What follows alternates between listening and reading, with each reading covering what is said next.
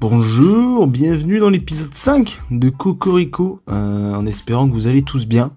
Et si c'est pas le cas, moi je vous conseille d'aller faire du sport parce que ça peut vous aider à mieux vous sentir. Ouais, on fait de la prévention ici, c'est vrai. Donc cette semaine, on va parler de record du monde. Alors quel sport vous allez voir? On va parler de rugby avec la Coupe du Monde, des infos en F1 aussi, de gymnastique, de tennis. Donc on va reprendre la semaine du 2 au 8 octobre.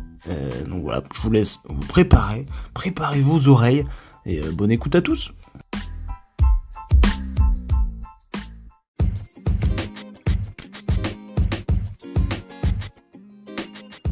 On débute avec la Coupe du Monde de rugby. Donc comme je vous le disais la semaine dernière, qui dit Coupe du Monde de rugby dit déculotté. Ouais. Et jeudi, les All Blacks jouaient contre l'Uruguay. Une victoire était obligatoire pour la Nouvelle-Zélande pour obtenir leur ticket en quart de finale.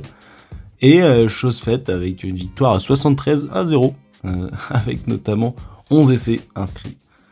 Vendredi, j'espère que vous avez pris le temps de supporter nos Français, parce que la France se qualifie pour les quarts de finale, en gagnant face aux Italiens 60-7. Donc c'était au stade de Lyon, avec 8 essais inscrits, notamment de 2 de Penaud, un essai inscrit par Biel-Biarré, un de Ramos, un de Jalibert, un de Movaca, et pour terminer 2 de Mofana. Le Pays de Galles, déjà qualifié, bat la Géorgie 43-19. L'Angleterre devait se qualifier et l'a fait en battant le Samoa 18-17. Et l'Irlande bat l'Écosse et file en quart de finale également.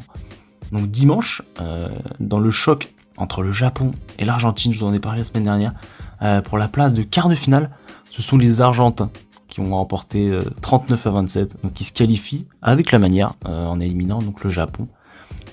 Le Tonga qui obtient sa première victoire de ce mondial en battant la Roumanie qui eux malheureusement restent à 0 points. Les deux équipes étaient dernières de leur groupe, elles étaient déjà éliminées. Et pour terminer cette journée rugby, on va parler du plus beau match Fidji-Portugal. Alors oui, ça sonne pas très beau comme ça, mais vous allez voir, les Fidji devaient soit l'emporter, soit obtenir le point défensif pour passer en quart de finale. Et donc ils vont obtenir le point défensif, mais les Portugais vont jouer le match de leur vie. Et venir l'emporter dans les dernières minutes en inscrivant un essai transformé, ça a son importance puisqu'il l'emporte 24-23. Donc voilà, s'il n'avait pas mis la transformation, c'était perdu. Donc bien joué aux Portugais, c'était vraiment une affiche incroyable. Et donc maintenant, je vais vous présenter les affiches des quarts de finale qui joueront le 14 octobre. Donc ce sera le Pays de Galles contre l'Argentine et le choc Irlande-Nouvelle-Zélande. Et pour le dimanche 15 octobre, ce sera l'Angleterre-Fidji. Et attention, le terrifiant France-Afrique du Sud. Donc retenez cette date parce que je pense qu'on va stresser.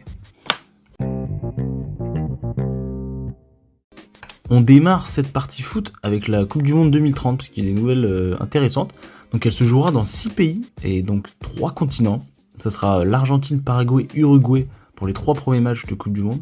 Et ensuite ce sera le Portugal, le Maroc et l'Espagne pour tous les autres matchs. Et la finale qui se déroulera donc en Espagne. Et là, on a un petit cocorico, parce que mardi, gros exploit de Lens, qui l'emporte 2-1 en Ligue des Champions, à domicile, dans une ambiance incroyable, face à Arsenal. Donc après avoir pris un but à la 14e par Gabriel Jesus, Lens égalise 10 minutes après, avec une reprise magnifique de Thomasson. Et Arsenal qui va pas vraiment jouer durant la partie, et à la 69e, Wai qui va marquer le but du 2-1. Match incroyable, ambiance incroyable, vraiment. Dans les autres matchs de mardi, brièvement, donc il y a United qui va perdre à domicile face à Galatasaray 3-2, le Real qui va gagner 3-2 face à Naples, le Bayern Munich qui va gagner 2-1 à Copenhague. Pour mercredi, il y a Dortmund qui va faire 0-0 face à l'AC Milan, l'Atlético Madrid qui va gagner 3-2 à domicile face à Feyenoord, avec notamment un but d'Antoine Griezmann qui continue, franchement sa saison est incroyable. La Lazio qui va gagner 2-1 au Celtic, le Barça qui va gagner 1-0 à Porto, et City qui va gagner 3-1 à Leipzig. Et la déception du jour, c'est Paris qui va perdre 4-1 sur le terrain de Newcastle. Pour jeudi, en Ligue Europa, on va s'attarder que sur les clubs français, parce que sinon il y a trop de matchs, et très de matchs inutiles. Donc il y aura Toulouse qui gagne contre l'ASK, le club autrichien, 1-0 à domicile, et Rennes qui va perdre 1-0 sur le sol espagnol. Parce qu'ils vont perdre contre Villarreal, qui vont marquer à la 36e et garder ce score jusqu'à la fin du match.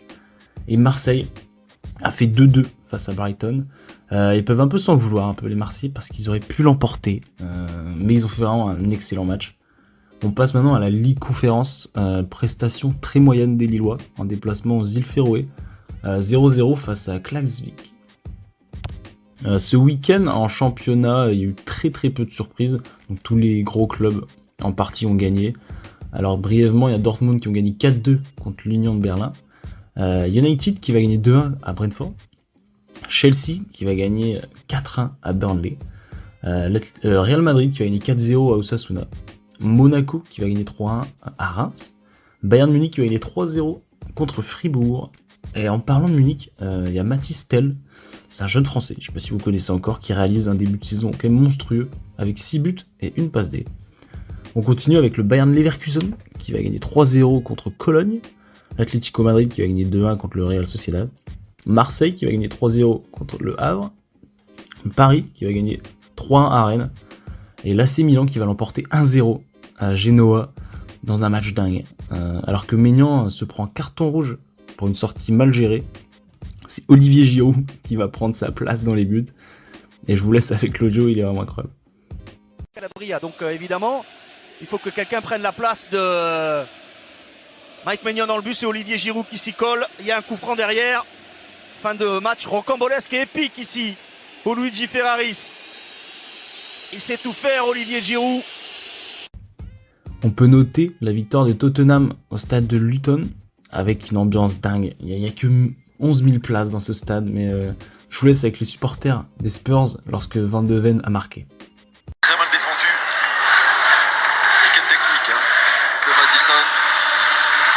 Il est dans la surface de réparation extérieure du pied gauche par presque un pointu. Et Van de Ven qui est là pour conclure. Les quelques surprises de ce week-end, c'est Newcastle, Liverpool et Barça, qui vont tous les trois être tenus en échec 2-2. Donc les Reds à Brighton, Newcastle à West Ham et le Barça à Grenada. Autre surprise, sans vraiment en être une, c'est Arsenal qui l'emporte 1-0 à la 86e face à Manchester City. Le match était plus tactique que spectaculaire, mais l'élève entraîneur l'emporte sur son maître. Et ouais, Naples qui va perdre une seconde fois cette semaine en prenant 3-1 dans son terrain face à Fiorentina. L'Ajax, en ses débuts de saison, c'est extrêmement compliqué. Ils perdent une nouvelle fois 2-1 à domicile face à Alkmaar. Et ils sont 16e du classement hollandais. Et pour terminer, le derby du Nord en Ligue 1, qui se termine à 1 partout. Lille qui marque juste avant la mi-temps grâce à un but de Benjamin André. Et Lens dominateur, vraiment la majorité du match, égalise avec un but de Machado. Mais ils auraient pu espérer la victoire avec notamment Thomasson qui rate une frappe à la toute fin de match, vraiment immanquable. Pour terminer avec le foot, on peut faire un petit point classement rapidement des championnats européens. Donc en première ligue, il y a Tottenham et Arsenal qui sont premiers à 20 points, City derrière avec 18 et Liverpool qui est 4ème avec 17 points. En Liga, il y a le Real qui est premier avec 24 points, Gérone qui est 2ème avec 22 points et le Barça 3ème avec 21. Et au pied du podium, donc l'Atlético avec 19 points. En Bundesliga, le Bayern Leverkusen est premier avec 19. Deuxième, c'est Stuttgart avec 18 points. Et le Bayern Munich est troisième avec 17 points, égalité avec Dortmund. En Serie A, c'est l'AC Milan qui est premier avec 21 points. Deuxième, c'est l'Inter Milan avec 19. Le troisième, c'est la Juve avec 17 points, comme la Fiorentina. Et en Ligue 1, le premier, c'est Monaco avec 17 points. Nice qui est deuxième avec 16. Et Paris qui est égalité de points, 15 points avec Brest.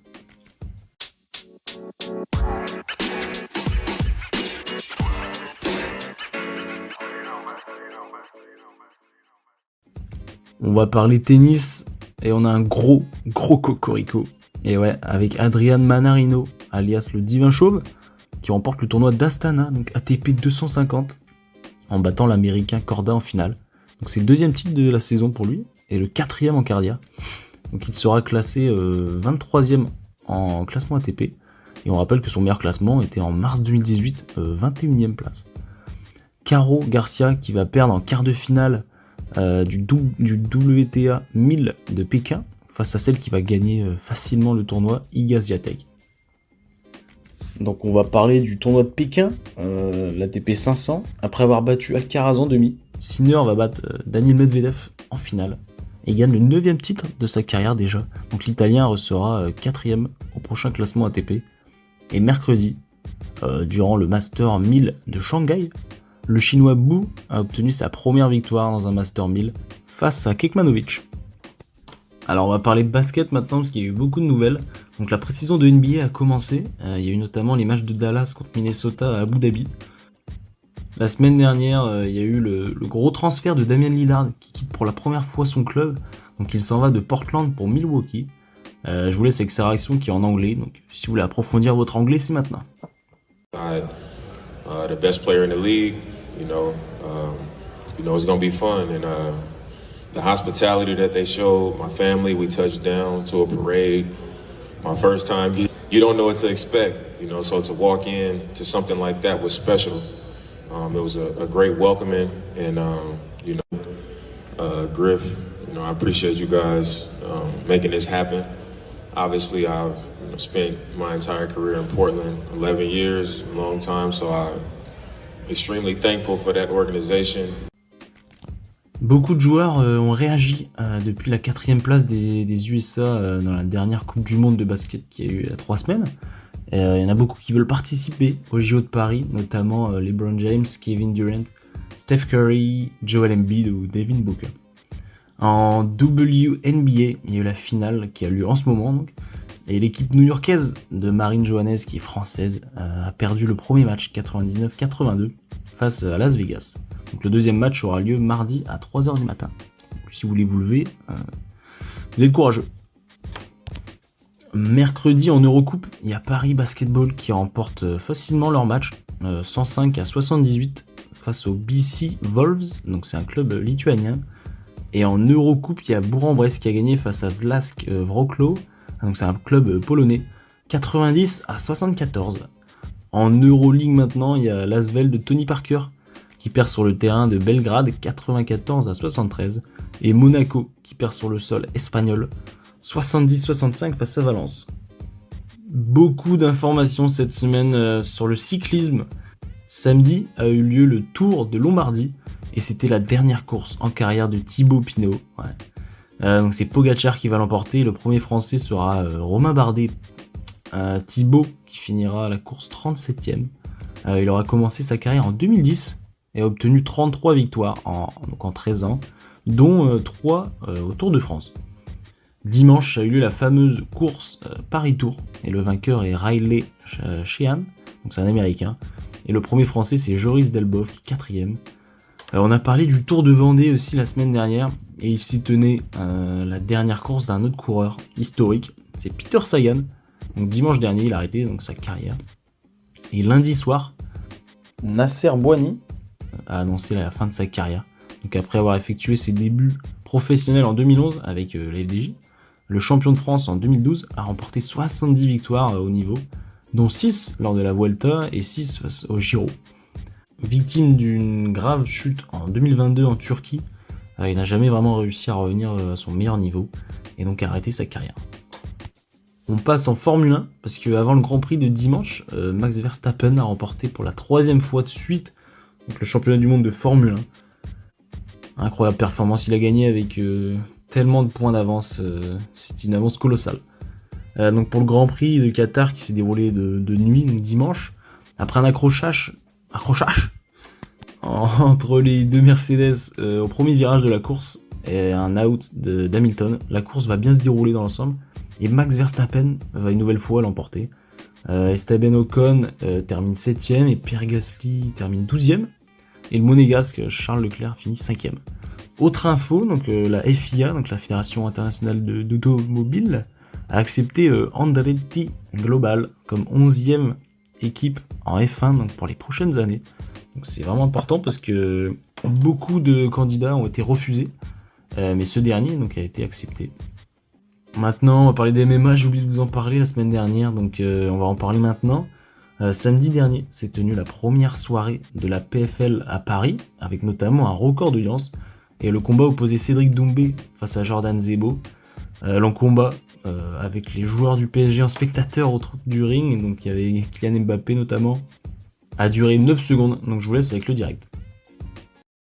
Arbitrage 3 rounds de 5 minutes. catégorie welterweight, moins de 77 kg, et c'est parti. Allez, tentative de high kick tout de suite. Et il a éteint une seconde. Il a mis un crochet pour le c'est bon. Oh là là là là là là. On passe en gymnastique parce que Simone Biles a remporté son 21e titre mondial. Donc elle a été sacrée championne au concours général ce vendredi à Anvers. On va passer à quelques informations rapides avant de vous parler du record du monde. Donc il y a eu le tour préliminaire de la Coupe de France de hockey sur glace qui ont commencé. Et autre information, c'est Paul Pogba qui était contrôlé positif à la testostérone. Donc il risque jusqu'à 4 saisons minimum de suspension. C'est vraiment terrible, donc ça sent la fin de carrière. Et maintenant, on va parler du record du monde. Mais quel record du monde ? Vous allez me dire, Fabrito, c'est quel record du monde ? Record du monde du marathon. Et oui, Kelvin Kiptoum pulvérise le record du monde du marathon à Chicago en 2h35. Donc il passe devant Kipchoge qui avait le record du monde. Donc c'est incroyable. Donc je pense qu'on se rapproche petit à petit des 2 heures et des en dessous de 2 heures. Hâte de voir la suite parce qu'il a que 23 ans. Donc voilà.